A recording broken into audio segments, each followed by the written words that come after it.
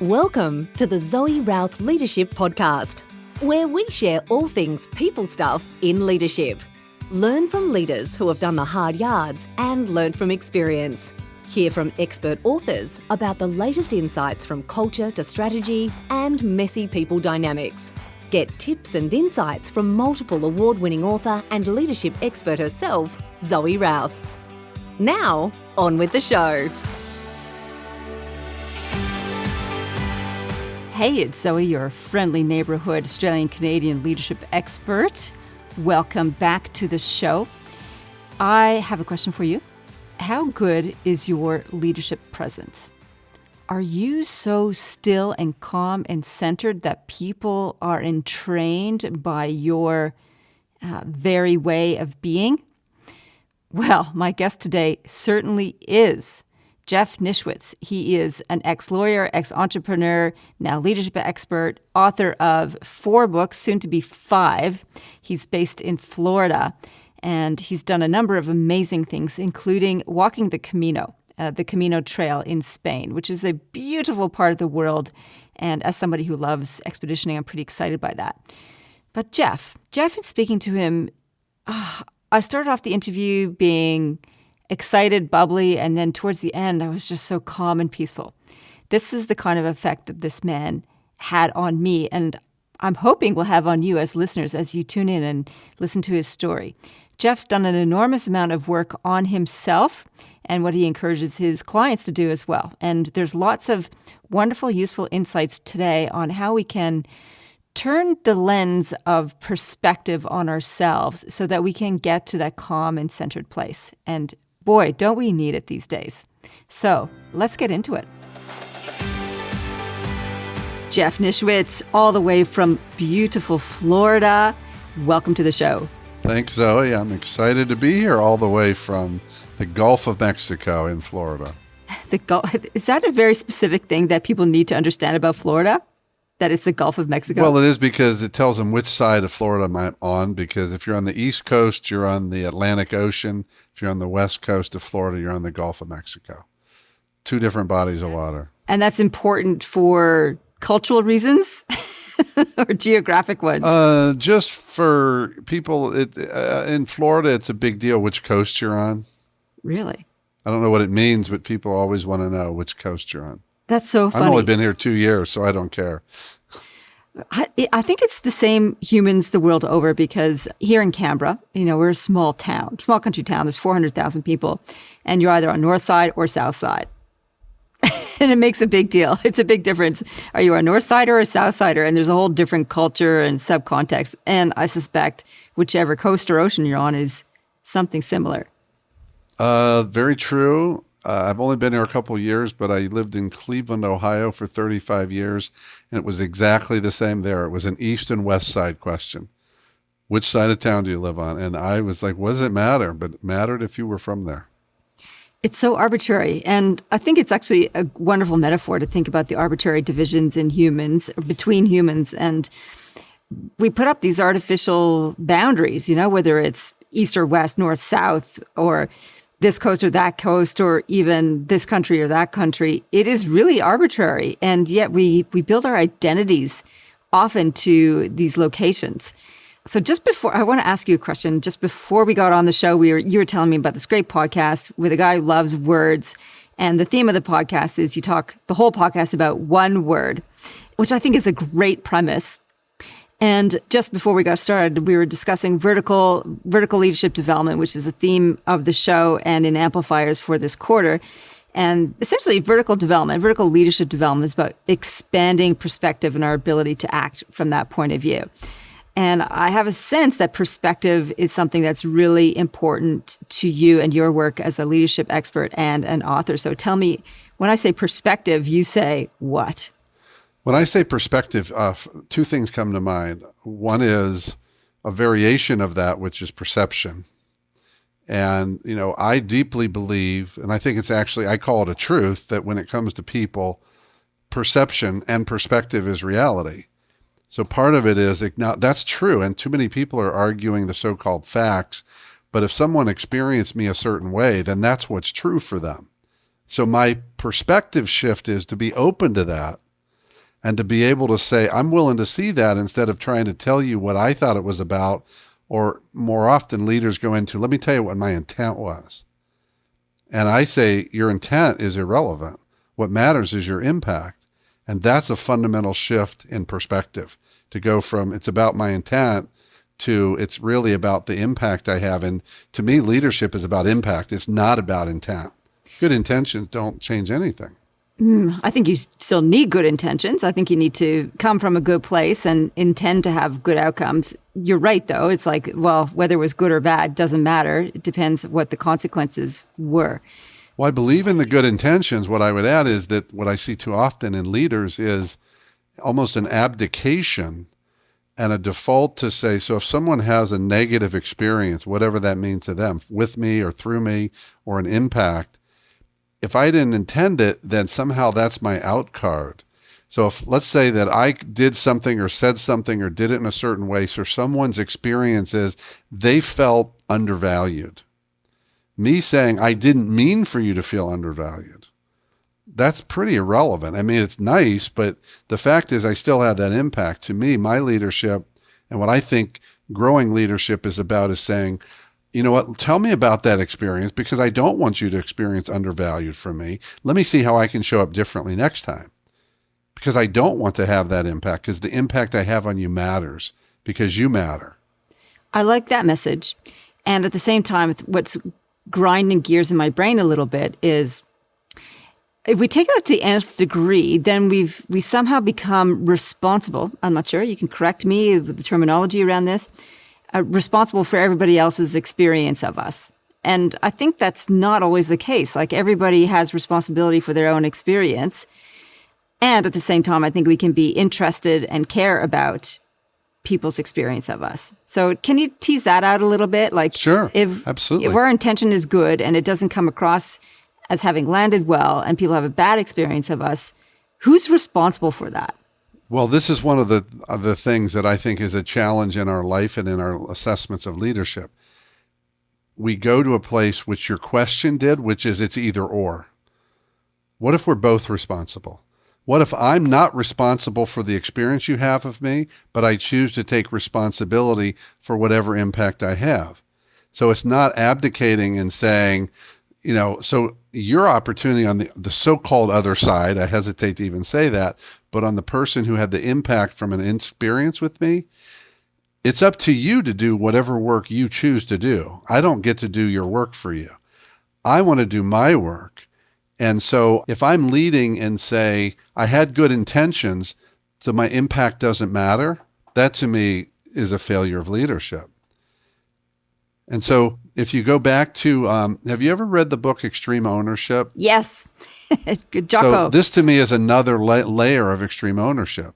If both sides are taking responsibility for whatever transpired and looking for a way to minimize it the next time or amplify it, whatever the desire is next time, now we've got this collaborative, we're both all in to make this better versus picking sides. Well, you be responsible for your half, I'll be responsible for my half. That just leads to a discussion about the halves. It doesn't lead to a resolution. That's beautiful subtlety, and inciting the power of "and" is wonderful. And quoting Jocko Willink is always a good day. For those listening who aren't familiar with Jocko, he's a former U.S. Navy SEALs commander, and he's an extreme kind of dude. So it's worth checking out his work just to marvel at his tenacity, if nothing else. So I like that idea. Like, let's take extreme ownership of how we show up. And I'm not responsible for you. And I'm also, and it's the and, it's not or. And I want to do my very best to show up in a way that gives you a good experience if I can, in conjunction with you. Yeah, nice one. So I like the distinction also between perspective and perception. So perspective is what we see or point of view, and perception is our interpretation of that. Is that how you define those two terms? Absolutely, yes. And I can consciously change my perspective of something, but I may not be able to change my perception of it until after the fact, even if it's momentary. Okay, that's it's causing me to just rinse that through my brain cells as well. So I can change my perspective. Let me give you an example. Oh, please, an example would be really that comes helpful. to me. So let me think of a perspective shift. Well, the and versus the or is a perspective shift. And if I have that and I'm conscious of that and I'm bringing it to whatever that experience is, I'm going to be conscious of the and. And my perspective on whatever I see will be different if I see an and versus an or.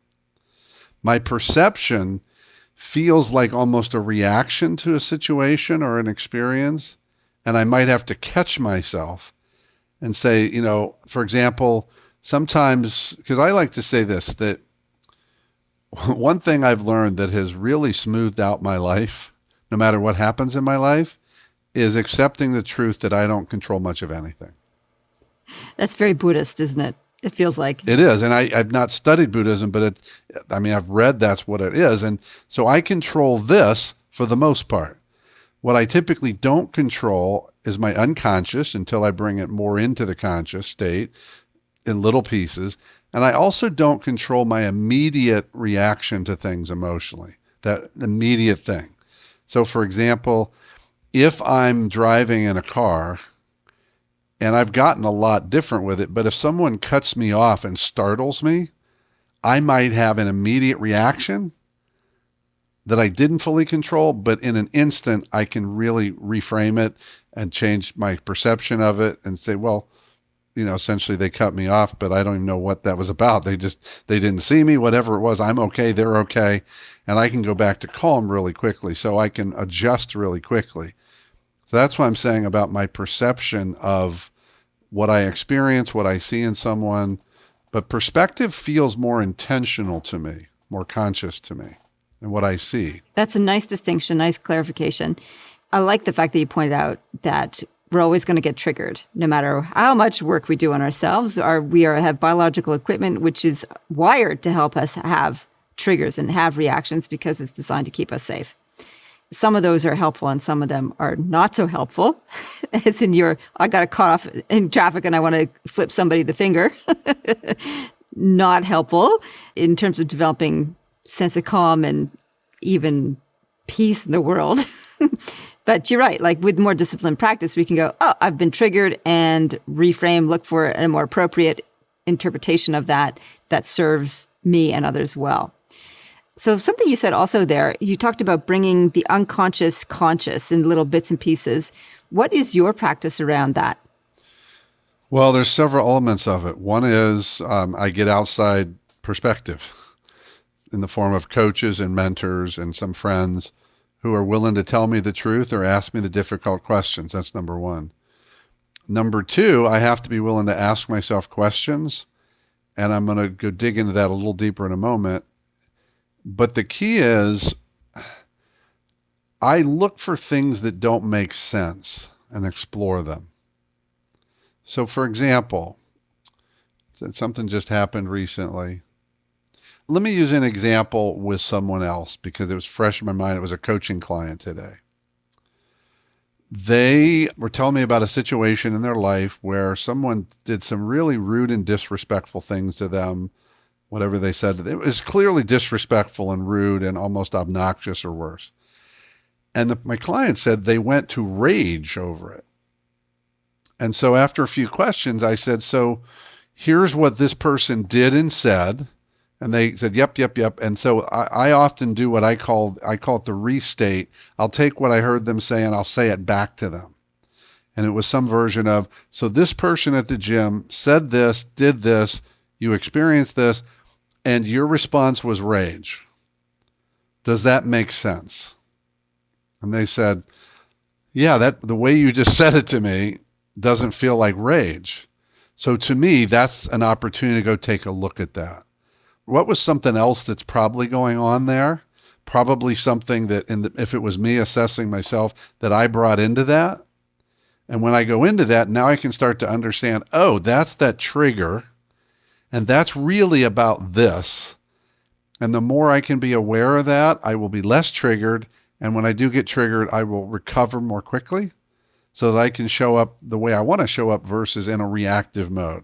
Whatever the emotion is, it could be sadness. Like when I get sad unexpectedly, sadness is great. It's a beautiful emotion. But if it seems out of place, I wonder what that's about. So a big part is being curious about myself as much as other people. Does that make sense? Absolutely. Like I always encourage leaders to study themselves and to get curious about what's going on and to develop that practice of self-observation, to treat yourself as a subject to be studied, I think is really important, particularly around this kind of stuff, which is the reactiveness that can often get leaders into trouble. So the defaults and the assumptions that we make around who we are, who others are, how we interact, all that kind of stuff. So when we press pause and go, what was that about? I think is a useful question. I want to ask you about hard questions. You said that one of the ways that you gain perspective is by having other people, coaches, etc., ask you hard questions. Can you remember a time when someone asked you a hard question and it shifted your perspective? Well, one just popped in my head. I'll share it. And I don't know that it was a hard question. It just hit me hard. Because sometimes I don't know the questions are hard or easy because no one knows. I've asked people questions as a coach that I thought that was pretty innocuous and they buckled them emotionally because I didn't know. So the question that hit me, I was on a podcast probably 6 months ago. And shockingly, I'd never been asked this exact question before. We were wrapping up the interview and the host said, Jeff, I want you to imagine that you're 12 years old. Imagine you're 12-year-old you. What would you tell that 12-year-old you? And the answer was like right there. It wasn't even a thought. It was more of a guttural sense. And I started tearing up. And I said, I would tell my 12-year-old that your dad loves you. He's doing the best he can. He sees you and he loves you and he respects you and thinks you're amazing. And I had done a lot of work, so that wasn't new awareness, but there was a depth of emotion that I hadn't felt in a long time because I thought I had been past that work. But the emotion I felt said, there's still probably some healing to go in there. And so it wasn't a hard question, but it landed in that place. And a lot of the time when I ask questions of others, and I'm blessed to have people around me, they're asking different kinds of questions often. And the way I look at it is to ask a question and just see how it lands with people, because we try and answer questions in our head, but that's not where the truth is. That's where the lies are and the stories and the misperceptions and all the cultural, the way we've been culturized into certain ways of thinking. It's that gut reaction where I can go, ooh, wow, I felt something there. Well, let's explore that. Let's pull some threads. So yeah, hard question. So your wisdom is in the body. Is that what you're suggesting? Absolutely. And how did you come to that point where you started to explore the wisdom of the body in terms of it's got real lessons and insights for us?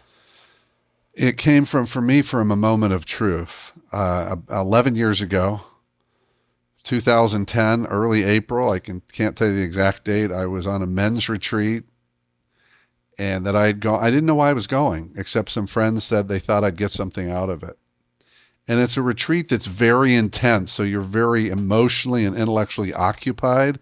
But every time I had a free moment, this thought was popping kind of into my psyche of relating to my father and related to my deceased brother. And when those thoughts came into me, I was saying to myself, that can't be it, and I'm not going there. I mean, I was adamant. It can't be it, and if it is, I'm not going there. Well, there was a moment of truth on that weekend where I was invited to sort of step out and take a look at what was going on. Well, I knew what was going on. And the choice I made there was to step out and really be honest about it, and ended up doing, I would call it a piece of work that was very deep, and it began my journey of looking at this, what is real knowledge, what is truth, what is the wisdom of the body. I now believe that we all carry our wounds in our body, and those wounds drive how I show up as a person, as a partner, as a business owner, as a leader. And the reality is that they're all in here. And the one metaphor I came up with is that relates to triggering, because we've talked about it a bit, is I look at that wound or whatever it came from, and it's usually not horrific. People think it's like this horrible thing that happened. No, it can be the tiniest thing. You know, if I look at the stuff with the stories I made up about my dad and whether he loved me or not, he was never abusive or anything. It was these little things that I turned into a story. But the way I look at it is it's like you had a broken rib and the rib starts healing. But when people do things or say things or I have an experience and I get triggered, it's almost like they didn't intend it, but they poked that rib. And I react because it was really painful. And then I'm making it about them, but it's my trigger. I mean, you said it earlier. I'm the one that got triggered. And what's been beautiful about that is one of my, I guess, call it a practice or a mindset is when I get triggered, I ask myself a single question. Whatever the emotion feels like, let's say it's anger, I'll say, why am I angry? And what I've learned is until the answer is something about me, it's not the truth yet. Oh, that's beautiful. My first 2 to 5 answers are about the other person. That's not the truth. The truth is what's about me. Because I'm the one that's angry. They're not angry. It doesn't matter what they did. That's very profound. You know, so if you keep asking, why am I fill in the blank feeling like this? And until you get to something that's about you and not the other person, then you haven't really hit on it. Oh my God. It sounds so laborious, all this inner work. Well, and I'll give you a real life example for me. Some time ago, I was in an early relationship, and I won't go into the details because it's just the story, but let's suffice it to say a couple things happened and this person reached the conclusion and said this to me, unfortunately in a text, I could never trust you. And I had a really strong reaction to that. Well, I already know what that's about because there was a time in my life for many years I was not trustworthy. And I knew that. And as I began that work, I still didn't trust myself. So what I realized in that is it's still really important for people to trust me. So the fact that she said that hit that rib. So my reaction was, oh, come on, you're wrong. There's something wrong with you. But I was able to find that space and say, wait a minute, what's this about? I said, oh, come on. You're still not there, Jeff. I still haven't forgiven myself. I've still got a question. And this is one of the hard things for people to get. And I think it's so vital for leaders to grow themselves from the inside out so they can impact others by growing themselves, is that, like I said, with the triggers about me, but that everything is about me, not from an ego place, but from a reality place. That, like, one of the things I say about emotions is I'm having that emotion because whatever happened, I made it mean something about me. Now, when I don't do that, I have a very different experience of life. People go like, how are you not mad about this? I said, it has nothing to do with me. Well, but they said or did that. I said, but what's that got to do with me? That has to do with them. Well, you should be angry. I said, okay, but I'm not, because I know what they said isn't true or what they did. I'm really confident in who I am. And when I'm not, I go in and take a look or get my coach to help me take a look. Yeah, to probe around, to poke the ribs a little. It's like, oh, what's that little soft squidgy bit? Oh. Yeah. This is quite deep work. I want to ask you about the Camino, because I know did you walk the whole Camino trail? I did not. I did 200 miles. Okay, so 400 odd kilometers, I think, is the rough translation of that. That's a little under that, because if I remember right, the full is 500 miles, 800 kilometers. Yeah, right, okay. So I did about 350 kilometers, I guess, probably closer. Yeah, a long way. It's a while. It was 20 miles a day. So whatever that is in kilometers. 20 miles. Well, it's actually probably, 30 odd. Yeah, it was a lot. So what prompted that trip, and how did your perspective change, if it did? Oh my God. So many perspective shifts. But what brought me to the Camino was in 2015, March. I can't remember the date right now, but March of 2015, I was on a trip in the state of North Carolina. And a Friday night, I went to bed late. It'd been a busy week of work, and I was planning to sleep in the next morning because I was really exhausted and I didn't have to go anywhere. And I woke up at 3 a.m. and I could not get back to sleep, and I was very persistent. And for some reason, I do remember this, I finally gave up at 6:03 a.m. and finally turned on the TV, and a movie was coming on. I didn't even hit a channel. It was whatever was coming on. I said, I'll watch whatever this is. It turns out it was a movie called The Way, which is about the Camino. And I watched this movie. I didn't even know the title until it was over. And probably halfway through it, I had already broken down 3 times and just started weeping for no apparent reason. And I ended up doing it like 6 times. And about 3 times in, I said, I have to do this. And I set things in motion, and there were so many synchronicities. We could do a whole couple hours on all the synchronicities. And I ended up in Spain in May and early June of 2017, so 2 years later. So it was really a calling, but I didn't know why. I just knew I had to do it. But my God, this perspective shifts of, I mean, my book, Just One Step, has so many, but one is, I ended up, this is probably one of the biggest, is I had some real painful issues with my feet that I didn't discover till I got back what the issue was. And it could have been solvable if I had known. But I was on the Camino for 10 days of walking. And by the 3rd day, I had 2 shin splints. And which, by the way, the treatment of that is not to walk 20 miles a day. Yeah. And I had this painful issue on the balls of both of my feet that every step I took, every single step from day 3 to 10, the pain level was anywhere from a 3 to an 8. What was that? Morton's neuroma or something? It was, I forget the name, but it was right in the ball of my foot. It felt like someone had taken like a hammer and a metal post, and pounded my bone. I mean, if I stumbled on a rock, that's when you'd literally see me in tears on my knees. Oh, wow.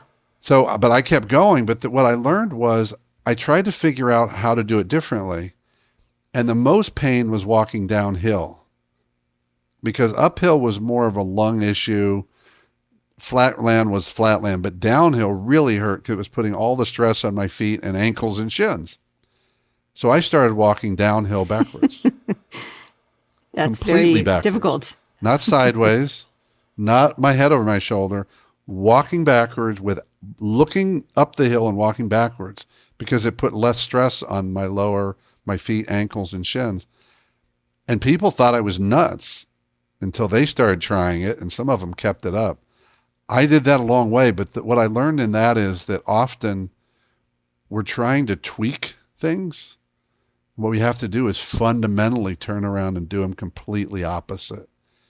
And, I could give you some real life examples. They're stories. They might take a while, but there's so many ways I've discovered since coming back that we can do the opposite. We just have to look for it. But we're terrified and we want to just tweak things. And yes, change happens in small steps. That's why the book is called Just One Step. But that was a fundamental perspective shift. I'm going to walk downhill backwards. And everybody I met on the Camino and everybody since has said, I could never do that. You must have fallen. I said, I never fell once. You must have been off balance. Never. You must have walked slowly. No, I actually was really fast. I was passing people who were walking straight. So everything people believed about it aren't true, but that's their perspective of it. Now, my mind is going to, how logistically did you do that? Did you have to turn around? How do you not bump into people? I only had one little system. It was a very simple system. I walked backwards and I would count steps. And at 100 steps, I would glance over my shoulder to make sure nothing dramatic was in the way, like a cliff, a creek bed, a boulder. I was doing it on rocky ground, but I just wanted to make sure there wasn't a tree stump, something obvious. No, I was walking full out. In fact, if you'd seen me you go, God, that guy's walking really fast backwards. That's amazing. That was my whole system. Every 100 steps, glance. Yeah, okay. It does challenge you to think, I need to be looking where I'm going. And certainly. But you don't. Apparently not. Yeah. And how did you fix your feet? Now, this is another logistical question. Then we'll get back to the metaphorical aspects of it. How did you fix your feet? Because I've got bad feet as well. I never fixed them on the trip. I came back with them. Yeah. It took a while of just resting them for it to go away, but I did not have a solution on the Camino. That was just not there. I did see a doctor, and he said, all you needed was a pad to put on your feet by one of my toes with a hole cut in it. He said that would have done it. I go, really? Now I know. And it wasn't my shoes. Was it a corn or something? No, it was just, I forget what he said. It's been a couple of years since I saw him and he told me, but he said all you needed was a pad like this. Oh my God. Well, that would have been nice. Then you wouldn't have gotten the walking backwards lesson. I wouldn't have changed. I wouldn't have traded it for anything. There's nothing I would want different, even though it was painful, because I learned so much about myself and I had that walking backwards experience. And so a lot of my trip was in a beautiful way informed by that. Even, one of the things I learned is I often got the question when I got back, how did you do it? How did you keep going when you were in so much pain? And only one person I've ever met got it right. Most people assume, well, I went that far. Why would I went all that way. I've got to do it. Other people guess that I'm just very persistent and I'm an overcomer. Both of those are potentially true. But my one friend, Tom, when I was telling him the story, he started smirking. I said, what are you laughing at? He said, I know. I said, what was it? He said, it never crossed your mind. There was nothing to decide. You were so fully in spiritually. I go, that's exactly what it was. It never crossed my mind. So there was nothing to overcome. There was nothing to decide. I'm in this experience. This is the experience. And how have you applied that lesson to other aspects of your life and work? Where I apply that is something people talk about a lot, which is getting really clear on the why and the purpose and the mission. Because when I'm living in my mission, I'm actually in my mission, I have virtually no fear. The fear comes up when I get lose sight of that mission. The other way is, which is the final chapter of the book, I think it's the most, and I'm hesitant to use this word because I wrote these things. I think it's the most profound lesson, and it's something that many others have talked about, is the power of presence. Really being present in the moment is the most incredible experience, the most empowering experience. To me, it's such a critical element for leaders and leadership, because if I am in the present, then I'm going to interact with people from that place. They're going to feel seen, heard, and valued. So I think presence is the secret sauce to everything. And I thought I was pretty present before I left on that trip, and it gave me a whole other level. In part, spending all the time just walking, mostly alone, and just being there. And I think the biggest way is bring that back to say, when I get clear on why I'm here, I don't think about the what very often. And I know people write about that, but man, this was palpable, just like palpable. And I bring that back with me. Did you know what your personal why was before you walked the Camino, or did it just deepen while you were there? I didn't know what it was. I didn't know what my Camino why was. I learned about some of them because some experiences I had. One is I had a relationship a few years earlier that was over, and I thought I was done with it. I thought I'd really released it. And I remember one day just walking along, and it hit me that I hadn't released it. And I had this moment of just walking along the trail by myself. And then I could feel like I laid it down and left it there. And it was just so like this weight that left my body that I didn't even know was there, because I really thought I had just put it behind. And I did this little almost ceremony about this person while I was there. And like, she wasn't there. She didn't need to be there, but I blessed her and all the gifts of our time together, and just made this really energetic laying down of it. That ended up being one of the whys. Another why, I guess maybe a theme, I don't know if it's the why, is my Camino walk had a lot to do with grief. I've had grief in my life. I mentioned earlier, I had a brother die at a very young age. That was a long time ago. But the grief that I experienced was, while I was there, I had an uncle die, which was my first aunt or uncle to pass. The next day, I walked with a guy who was telling me his mother had died while he was on the Camino, and he chose to not go home, but that he knew they were in a really good place. I walked with a guy who had talked about how he had lost his wife to cancer at a very young age. Then I got a text from some friends here that one of my friends back in the States' son had died, and I quickly discovered that he had committed suicide. So there was all this death and loss around me. So there was some grieving that happened there. But I also found a beauty in grief there, and started to find a lot of peace with grief, and recognizing that grief flows out of love and connection. And like, why would I ever wish to not have love and connection? So I really came to a beautiful place with grief. I didn't know that was a why. Turns out it was. That's lovely. And when you got home, what did people notice about you? Did they say that you've changed, or what were the comments around that? They did. The thing that I heard most is, they said, Jeff, you've, let me put it in context. Until 11 years ago, I mentioned that retreat, I was a very different person then. So these people had seen some of the growth. But what I heard most was people saying, Jeff, I generally perceive you as very calm, but like there's a whole nother level. It just feels like you're at peace with the world. And that was a brilliant observation, because the one thing that I wrote about it, and I felt like when I ended it and got back, if you'd asked me before I left about the idea of being grounded and centered, I would have told you I felt really grounded and my feet were like firmly planted on the earth. That's how I would have described it visually. When I came back, what I felt like and sort of saw, if I was like an out of body looking at myself, it was like there was this steel rod that went straight up to the sky, down through me into the center of the earth.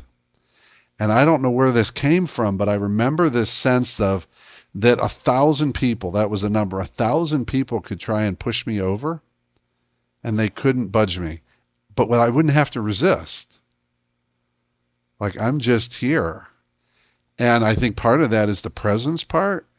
But man, I still have my moments where I get shaken up myself, not in an intentional way, and I get knocked off center, and absolutely. But for the most part, my life is so much of that today. And that's how I feel like I show up in my leadership with my clients, with my family, with my friends. And as a result, I really feel like I've experienced the last 18 months differently than a lot of people, given what we've been going through and what I went through in my business, for example, due to the pandemic.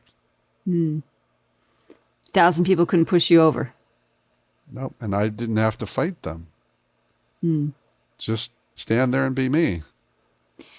So if people are wanting to get that kind of like feeling like there's a rod through them to the center of the earth, up to the sky, the work that you've been talking about in this interview has been about that self-awareness, that self-reflection, that pushing the ribs, exploring that. Is there any other pieces of work that helped you get to that place where you feel deeply centered and unmovable without effort?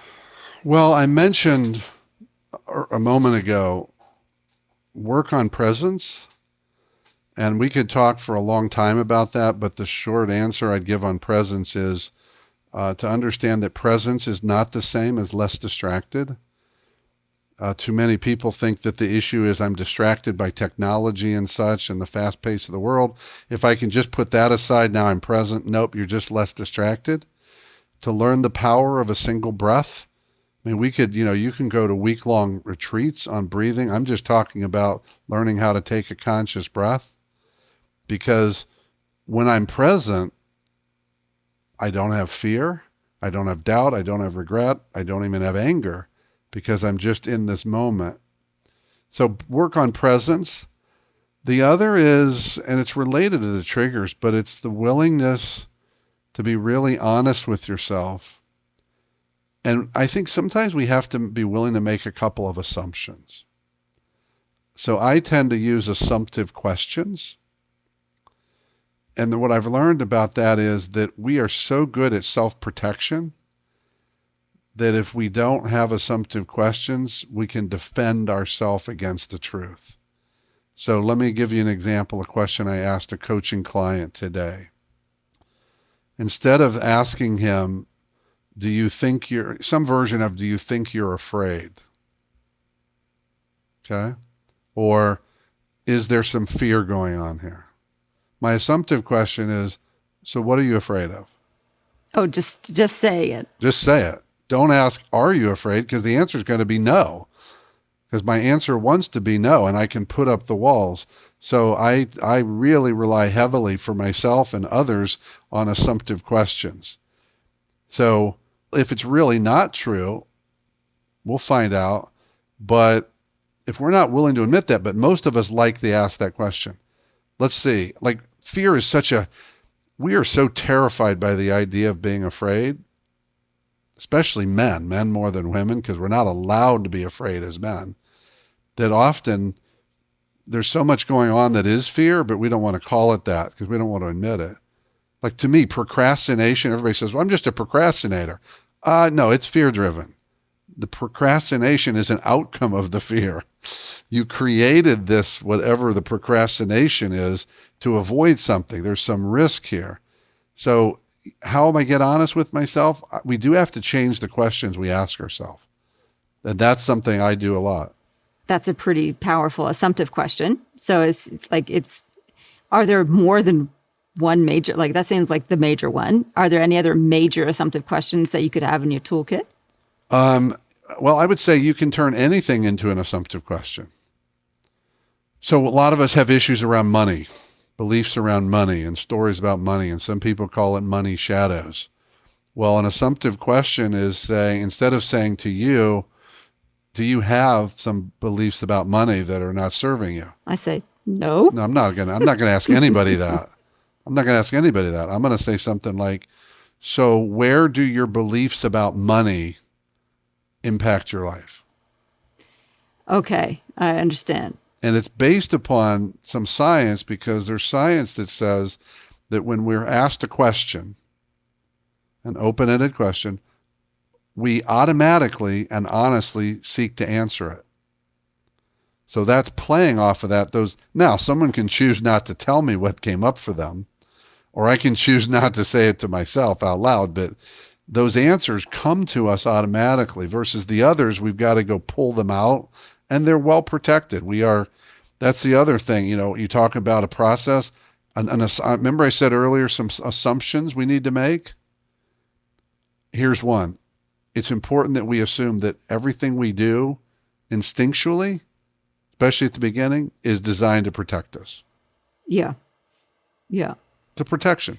So, and look for things like, how would this be protective? Yeah. Another assumption I use is that everything I do, even if I think it's really unhealthy, I do because I get something out of it.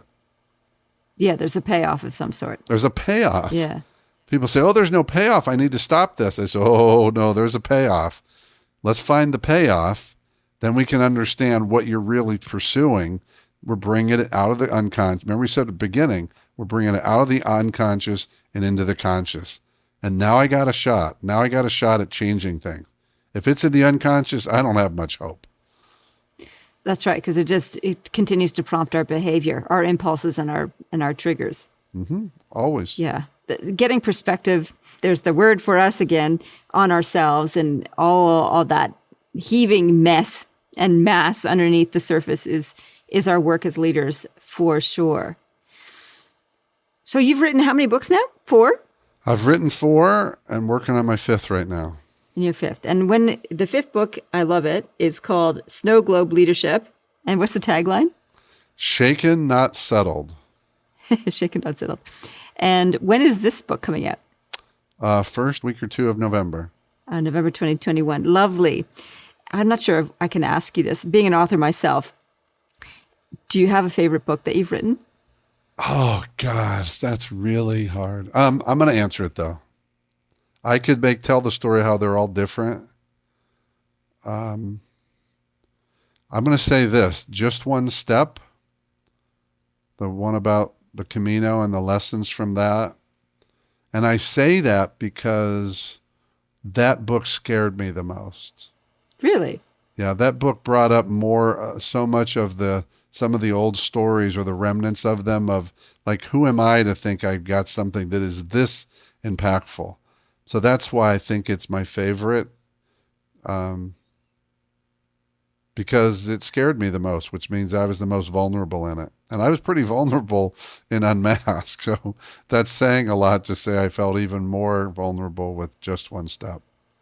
Nice. That's really nice. Are you planning another big walk? I am.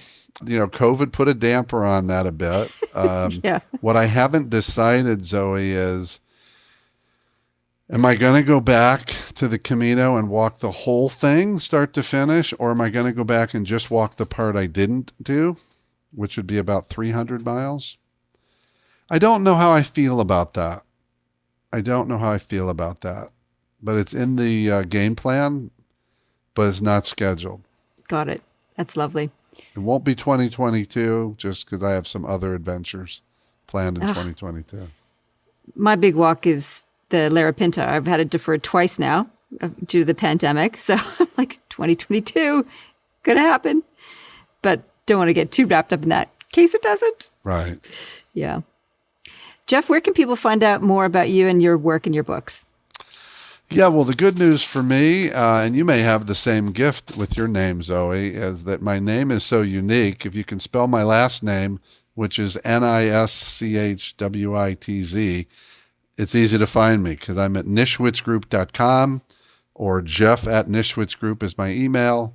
Social media, all those good things. Love to connect with folks and just engage in conversations, whether they're in person or on a Zoom or on a social media platform. And do you have a podcast as well? Is that still rolling? It does. I'm co-host of a podcast called Leadership Junkies. We're about 16 months into it. I think we're at 136 episodes. So we got a long way to go to get up with you, Zoe. I don't know. I've been going this is my 5th or 6th year or something, and I'm only at 220-ish. Oh, yeah, we're doing 2 a week. You've lasted pretty well. Yeah, 2 a week. My goodness. So yeah, we got the podcast out there. If people go to my website, they can sign up for my news feed, my newsletter. I've been doing videos ever since COVID started. I shifted over videos. I'm up to 364 straight days, business days of those. Wow. Which is some thought on leadership or life. I'm having fun with those.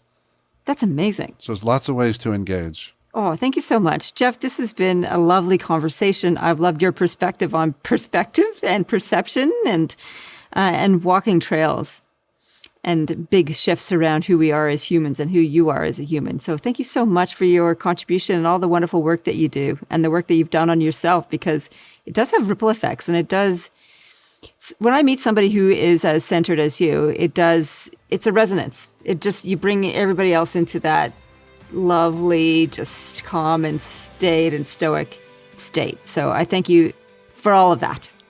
Well, thanks for having me, Zoe. It was a wonderful conversation. Well, that was certainly a wonderful romp and jaunt around the life and work of Jeff Nischwitz. I certainly enjoyed that conversation. I think the big takeaway for me is assumptive questions. And there's two really big ones. One is, what are you afraid of? What's showing up for you that you're afraid of in this particular situation? That's an assumptive one. And the other one is, what beliefs or how are the beliefs that you have about fill in the blank, money, people, situation, affecting you in a positive or negative way? So beliefs and fears are two of the types of assumptive questions that we can use in interrogating what's really going on in the mess of ourselves. And our body does not lie. It gives us all the truths that we need. So if we pay attention to that, we have some way of expanding our perspective and honing our perception. I hope you like that distinction as well. A couple of other things too from this is to focus on presence and just being able to have and take a conscious breath as a way of bringing presence to your daily world, I think is super, super important.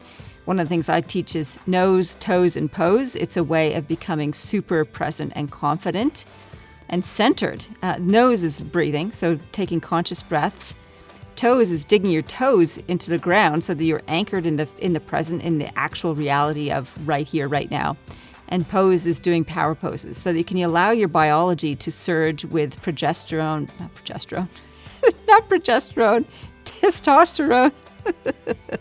Progesterone. I've got menopause issues on the mind. Testosterone, which is our assertiveness hormone. So nose, toes, and pose is the technique that you can use to help develop presence. If you enjoyed this episode, please share it, please rate it, please review it, please tell me about it. If nothing else, think about it and use something useful from it. That's all I ever wish for, is for podcast listeners to get something of value from the work that we do on the show. So I appreciate you and all the work that you do as a leader. I'm eternally grateful for all my podcast listeners and being in the gray matter between your ears at least once a week, which is amazing. So thank you to you for helping to keep the show going after so many years, 5 or 6 years now. I've lost track. And I'm grateful for everything that I've learned along the way. And last little bit, I'll finish off with some news and updates. I've started writing again, thank goodness. Got some traction on the novel. Still wrought with self-doubt, but I'm just persisting and keeping going because it's still fun. And I believe in the mission of the book when it comes out. So that's pretty exciting. I'm currently in quarantine, returned from my ski holiday to be put into quarantine because all of New South Wales was considered a hotspot. So I'm experiencing quarantine, hee-haw, and maintaining a positive focus as we go through that. I should just about be finished quarantine by the time this episode rolls out. It's August 17th now. This one's due to come out in about 2 weeks. So, well, unless the world changes again. So we'll see.